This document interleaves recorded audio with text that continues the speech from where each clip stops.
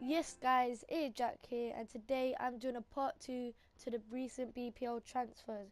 There have been quite a few new ones, so I thought I'd make a part 2.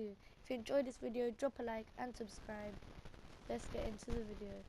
So guys, to start off, we have Paul Pogba, who has moved from Juventus back to Manchester United for £89 million. This transfer is really shocking for me, considering Manchester United sold him just a few years ago for around 800k. They've lost a lot of money there, and considering he's one of the best midfielders in the world at the moment, don't know why he would want to go to Man United. But considering they're building a quite strong team and they've got Jose Mourinho as the manager, it might look a bit attractive for him to go there.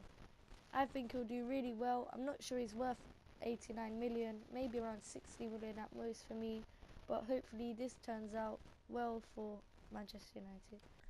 Next guys, we have the transfer of N'Golo Kante moving from Leicester City, last season's Premier League champions, to Chelsea, who didn't do too well last season.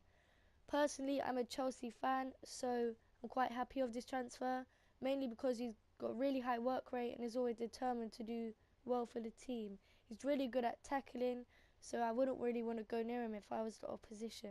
All in all, I think this should be a really good transfer, and I'm looking forward to seeing him play in the blue kit next season, even though he has already played in the blue kit.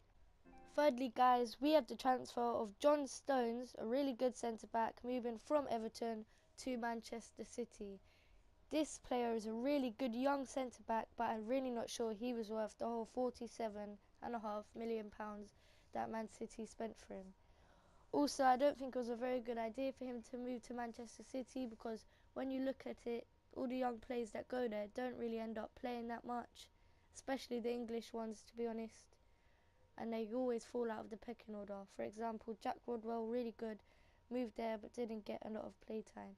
But hopefully this is different for John Stones, because he could be one of the world's best centre-backs one day if he lives up to his potential and has played a lot at Man City. I'm hoping maybe this will happen, because Pep Guardiola is a good manager and he doesn't really seem like someone that would do this. Transfer of Adnan Januzaj, moving from Manchester City to Sunderland. Not a permanent transfer, just a loan. I think this should be really good for Sunderland, because he's quite a skillful player and has a lot of potential. Although he's not going to be there for long, he should be able to help them get better and reach higher levels in the table. Also, he's quite a pacey player, not too tall. I'm hoping to see him do well, because he did do well at Man United for a while but then fell out of the pecking order, so hopefully he can do well, get back on track at Man United, or maybe go on a permanent to Sunderland if it goes well.